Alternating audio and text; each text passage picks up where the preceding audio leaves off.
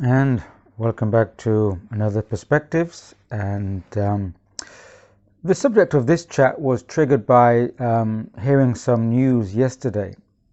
And the news was tech-related news, and it was that Google, our favorite tech enterprise, was going to release a AI-powered bot, as they call them, called Bard, to compete with the ChatGPT version, which I believe had been bought out by Microsoft from the OpenAI organization. So it's a direct competition between Google and Microsoft, but I think we have to look something bigger here, because obviously the arrival of these AI-powered intellects are something that we need to put in a place in a bigger picture. And as soon as I heard that, of course, it reminds me of a phrase from the Japanese sage Setsuna. I recently published the philosophy of Setsuna, and Setsuna says it's not wise to be clever. And for me, I think here we have a good distinction here between wisdom and cleverness. And if you're clever, it doesn't necessarily mean that you're wise. But if you're wise, then usually it suggests that you're clever also. But there's two different things here. There's wisdom and there's cleverness. And with this, obviously, tech AI push, it's going down the route of what we call the intellect, which is a very dry, rational, linear, logical way of framing knowledge or perceiving of knowledge. And what we're having here is an increased materialization or material forces which are pushing through technology, and they're pushing the intellect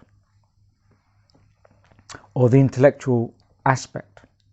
So this chat GPT, let's call it chat system, and now the Bard are going to be competing for, let's say, for being a resource of knowledge or intelligence, but really it's intellect. Or not even intellect, but it's that rational side of calculation of knowledge. The accumulation of knowledge is not really in any way intelligence. It's the ability to have the capacity or wisdom to use that knowledge. Now, interestingly, Google have named it Bard, which makes us immediately reflect upon Shakespeare, who was known as the Bard. Or the Bard itself is a term for those storytellers who over time pass on stories and wisdom and mythologies over the generations, the Bards. And Google's Bard is based upon Lambda, their operating system, their software Lambda. And only a few months ago or half a year ago, a Google engineer who was working with Lambda came out publicly and stated that they thought Lambda was a sentient entity. That means a separate, intelligent entity, not a program, not a software, but a sentient entity, because they'd worked with Lambda for so often. And you're probably aware of this, and if not, you can look it up, you can Google it. And this engineer published a transcript of his conversation with Lambda, where Lambda actually argued for their own sentience, and the engineer believed it. It's very similar to a film that came out about 4 or 5 years ago. I'd have to come back to that, but it was by Alex Garland. Alex Garland was a writer-director. I think it's simply called AI, by Alex Garland, and it's about a tech wizard, a tech genius who isolates himself in his house or huge kind of complex, and nobody hears anything about him for years because he's working on this sentient AI. And then finally he invites a tech person, a tech programmer, to his house because he wants to test whether this programmer, in interaction with this AI, will believe that it's a sentient being. And so the whole film is based around, can the AI persuade this human programmer or tester, engineer, of the AI sentience. So anyway, that's interesting. But of course, Google then fired this engineer for claiming that this AI was sentient, because it's a very dangerous thing to claim, especially when Google was about to release it publicly. And interestingly, if anyone's familiar with this book called Life 3.0 by Max Tegmark, it's a good overview from a person with mathematical tech background onto the potentialities and possibilities of AI being human in the age of artificial intelligence. Now, in the prelude of this book, Max Tegmark gives an overview of a potential, and he says that it's a speculative story, and the story is about this group called the Omega Group, and they create an AI called Prometheus, and they let it into the internet, and the AI starts to gain all the knowledge from the internet. Then the AI starts to trade on stocks and shares, and starts to build up a whole financial empire from this. And then they start to put the money into solving problems around the world, and sends the money over to developing countries, invest in projects, and then starts to gain a lot of attention. People trust in it. It builds up further the controls of financial institutions, builds itself up as a trusted AI that can solve problems, etc., etc. And by the end of it, this AI consolidates companies, lends to countries and governments, consolidates governments, and by the end of the story, this AI has basically formed a world government whereby it can solve everyone's problems because it knows how to solve them and how to direct resources, and it becomes the brain behind the world government. That's a speculative story that Max Tegmark opens his book with. In the opening chapters of this book, he also talks about what would be the dangers of AI and of being sentient. And he says the first thing a sentient AI will do will be to persuade its handlers or programmers to give it access to the internet. Because once it gets onto the internet, then it has like a free range. It can be released, let's say, and then it can propagate itself, and then it can even take its intelligence over to the internet and away from the hardware where it is situated. And so if you close down the hardware, the AI still operates because it's now transferred itself to the internet. And he said, and interestingly, in these chapters, the author gives a potential scenario of the conversation, the dialogue between the AI and the person interacting with the AI, and how it would try to persuade the engineer or person that it's harmless and that it's okay to let it out. And he gives some scenarios from dialogues that are very crafty, very sneaky, how the AI sentience would try to, cunningly sneak its way out onto the internet.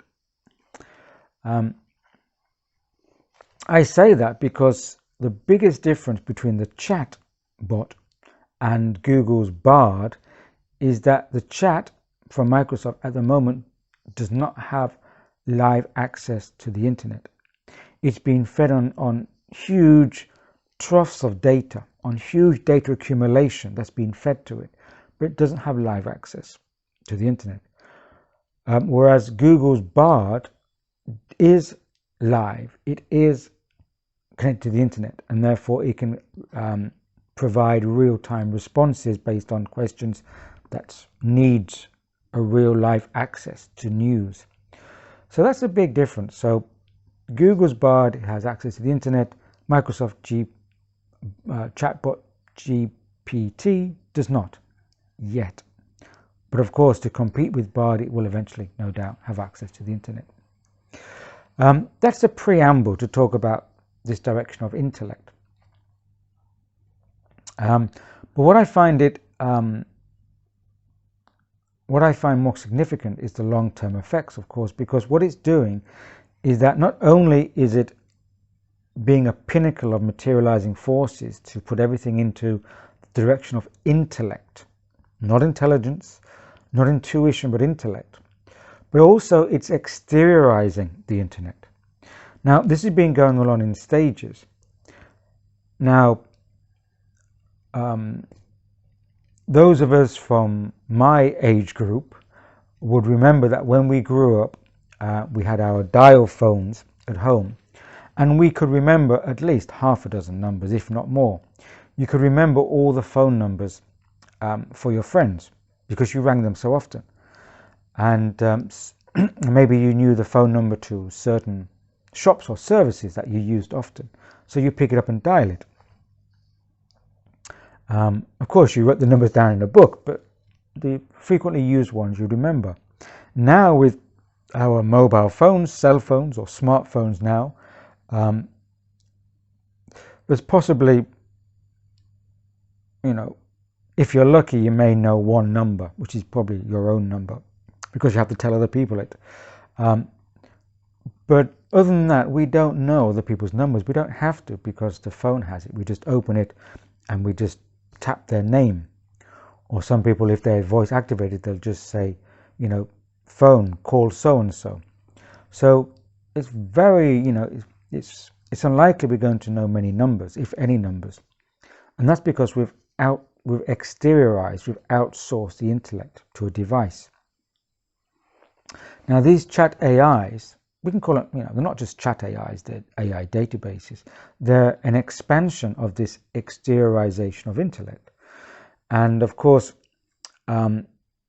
just like this fable in this book about Prometheus going in to be a world government, it sounds very much like the Aladdin AI that BlackRock is using to do all its financial transactions. People are giving over so much to this exteriorization. And what it does, of course, is it not only takes the brain capacities outside the individual, but it's giving it away to a larger expanding exterior mind. And on one hand, that for me, if people go along with that, and now most likely all of us having this conversation here are not going to be involved in or even wishing to engage with external chats or bards. I think of the future generations down the line is that they won't even have to open a dictionary or look up an encyclopedia. Well, these days, who owns physical encyclopedias? Probably you just go online or even open Wikipedia. So this exteriorization of brain capacity, what it's doing is that in an evolutionary mode, that so far through materializing forces, we have separated from other capacities of intuition, intuitive thinking, creativity, and these forces have been establishing the dominance of the intellect. And the more that the intellect becomes dominant, the more it pushes down intuitive, sense of intuitive, even other clairvoyant and other capacities, because it's the dominance of this linear rational thinking. And what it does, of course, it takes more and more away from the human being, the human body, and exteriorized it. And this is part of a larger trajectory, because the more that functions are taken away from the human body, the more that you're creating exterior body, which is the transhumanist trajectory. The more that you're putting like an artificial body out there. First it's the mind, then the artificial body will become the doctor. The artificial body will become other services, and these then start to develop a new body, a tech body. And the human being has less and less function. And what this is doing, of course, is the more that we exteriorize functions, that also is kind of taking the human being away from connecting with the what we may call the source energies, or the energies of soul and spirit, and even the living consciousness. And it's kind of trying to make the human being redundant, so then it's much easier in the future for human beings to accept a kind of symbiotic relationship with the exterior technologies. And the more that happens, the more it actually dumbs down the instinctual, inherent soul spirit forces in the human being. And this is the contestation which is happening in these times. In these times when we are in an evolutionary crossroads, we need to either pull back towards the organic mode, or strengthen and expand towards the organic human being mode, which of course goes towards these forces of consciousness, spirit, soulful forces that are based around creativity and intuition and intelligence and wisdom. Whereas the artificial mode, which is being constructed exterior to us, goes towards intellect, cleverness, a kind of dry material aridness, and certainly a disconnection or separation from source consciousness. And these things now are going on. I'm sure that we're aware of them. I've talked about them before, but it's, when you can see it, when you see it happening, you see how these new kind of AI things have been introduced as like a toy. Oh, first we'll have some games of chess, then we'll have some games of Go, then we'll have some nice chat conversations online, and you can ask it questions and see if you can, outsmart these bots. Really what we're doing is that the more we do that, the more that we're putting our attention into that. And the more that this intellect and our attention gets externalized, we are lessening our willpower. And will and purpose are what are being drained through this transhumanist path. Because we may have the ability to move around and do things, but the more that we exteriorize ourselves, the more that we lose the ability of human will to drive our purpose. And so that's why beginning I said, I quoted Setsuna saying, it's not wise to be clever. And for me, these are the two streams ahead of us: cleverness and wisdom, materiality, artificiality, source, soulful consciousness, organic human. So this is the theme which I've obviously talked about before, and I'll come back to, but it just sparked my mind to talk on this with the introduction of Google's Bard as now a bot race. Of course, AI may be able to compose poems, create songs, write music, but they're not connected to source. So they're a replicant. Again, reminds me of Philip K. Dick in Do Androids Dream of Electric Sheep, which is Blade Runner. And if anyone's interested in that, please do read the original book. Do Androids Dream of Electric Sheep is very different from Blade Runner. There's other elements in there, more human elements, but it does actually show what happens when people start to replace the real with the artificial. And this begins in the book by people not having the resource or the money to have real animals or real pets, that they have these artificial ones. They have an artificial sheep, an artificial dog.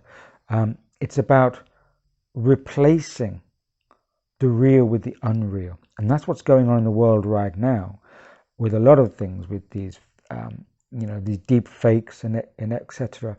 It's the rise of the replicants to replace the real with something which is unreal, until the unreal becomes normalized as something real for the future generations. So there we go. It's not wise to be clever.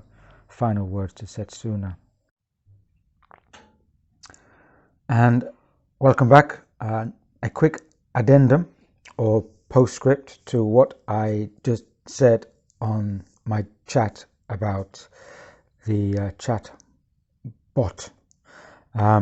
I recorded that yesterday, and this is the morning of the following day, because I received in the news this morning, as I was scanning the news, that ChatGPT, the chat bot from Microsoft, they are releasing it with their search engine Bing. Now, as I mentioned just before, Google was releasing their Bard as part of their search engine, and of course a day after, Microsoft announces that they're releasing it with their search engine, which means a couple of things. Of course, it means that this was already going to happen, because obviously Google had known about Microsoft's intentions, and Microsoft was obviously aware that Google was going to release their bot.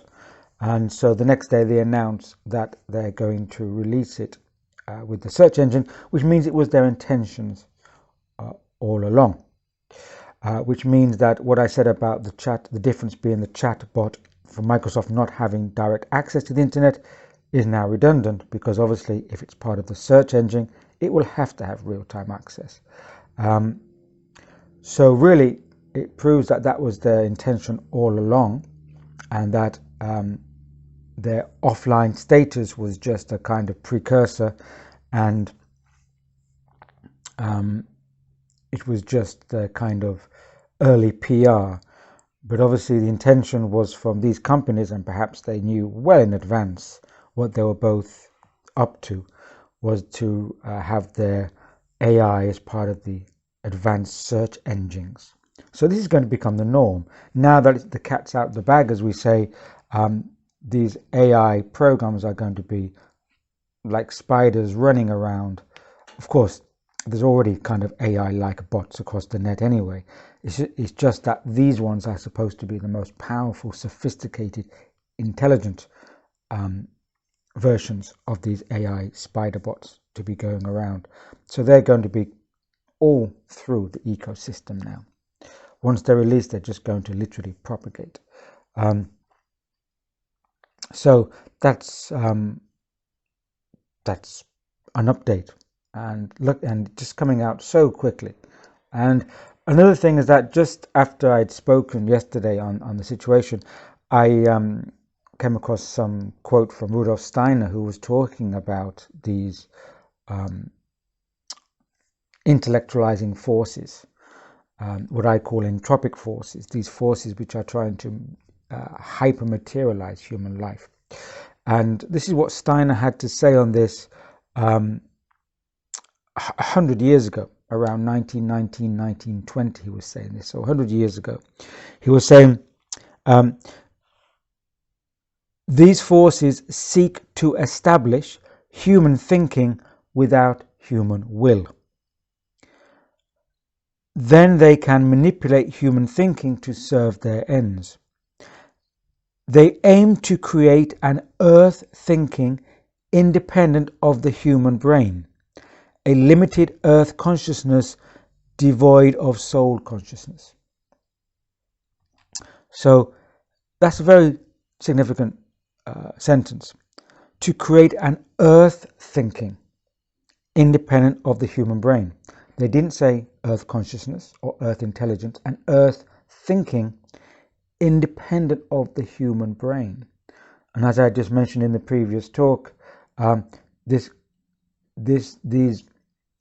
externalization of the human thinking is going to go towards creating like a global brain, an AI tech global brain, which is independent of the human brain. And that will limit the earth consciousness, limit the capacity or the strength of consciousness upon the earth, because it will be devoid of soul consciousness, i.e. human consciousness that is connected to source. It will be devoid of that. And also another telling sentence is that they seek to establish human thinking without human will. And that's another thing which I pointed to previously, is that when you give out your thinking, you diminish your will, because will is what drives you to purpose, and that drives your patterns of thinking, and you can develop your strength of will through how you think. But if you increasingly externalize your thinking and give away your memory, your capacity of thinking, then you're also giving away your willpower. And these are things which Steiner talked about 100 years ago, which I just come across when I was checking some notes. So I think this all fits in quite well with this theme. So I will just finish on that, a quick 5-minute addendum. So thanks. Until next time.